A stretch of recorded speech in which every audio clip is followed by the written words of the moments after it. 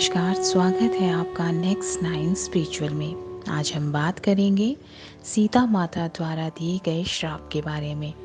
कलयुग में भी ये 5 भुगत रहे हैं सीता माता द्वारा दिया गया श्राप: पंडित, गाय, कौआ, तुलसी एवं फल्गु नदी।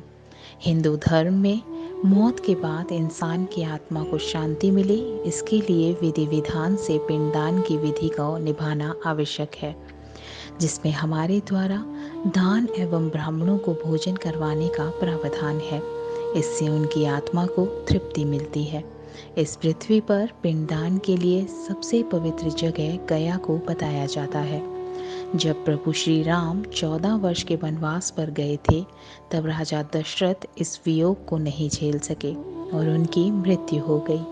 उसके बाद श्री राम एवं लक्ष्मण जी ने पिंडदान के लिए गया जाने का निर्णय लिया। श्री राम जी और लक्ष्मण जी सीता के साथ गया पहुँचे, लेकिन पिंडदान की सामग्री वहाँ उपलब्ध नहीं होने की वजह से वो दोनों भाई सीता माता को वहाँ छोड़कर पिंडदान की सामग्री एकत्रित करने चले गए। जब पिंडदान का समय निकलने लगा तो सीता माता ने वाद्युपिंड से वहाँ मौजूद सभी को साक्षी मानकर पिंडदान किया। उसके बाद जब श्री राम एवं लक्ष्मण जी वहाँ पहुँचे तो सीता माता ने कहा कि मैंने पिंडदान कर दिया है। तो राम जी ने पूछा, कैसे बिना सामग्री के आपने पिंडदान किया? तो सीता माता ने उन्हें सारी बातें बताई और कहा कि उस वक्त पंडित, गाय, कौआ और फल्गु नदी वहाँ उपस्थित थे।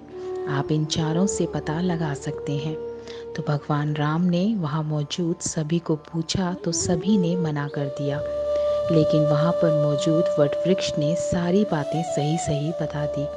उसके बाद भी श्री राम जी को भरोसा नहीं हुआ तो सीता माता ने अपने दिव्य शक्ति से राजा दशरथ को अवतरित होने का आग्रह किया।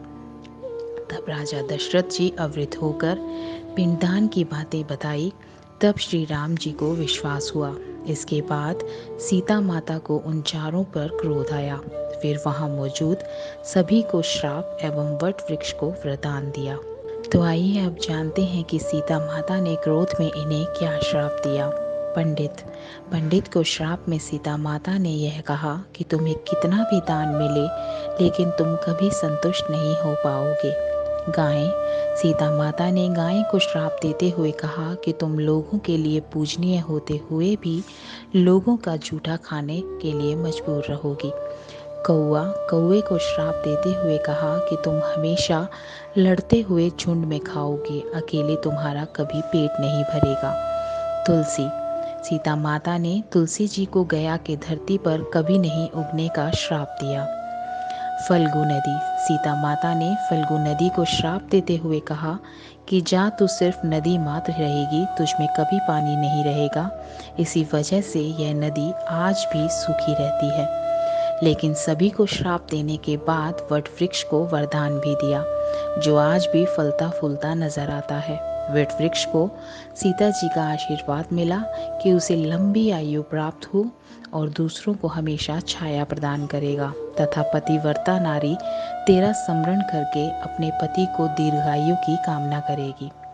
अगर आपको हमारा ये वीडियो पसंद आया हो तो इसे लाइक करें, शेयर करें, और अगर आपने हमारे चैनल को अभी तक सब्सक्राइब नहीं किया है तो इसे सब्सक्राइब कर लें और नीचे दिए गए बेल आइकन को दबा दें, ताकि इसी तरह की महत्वपूर्ण जानकारियाँ हम आप तक पहुँचा सकें। धन्यवाद।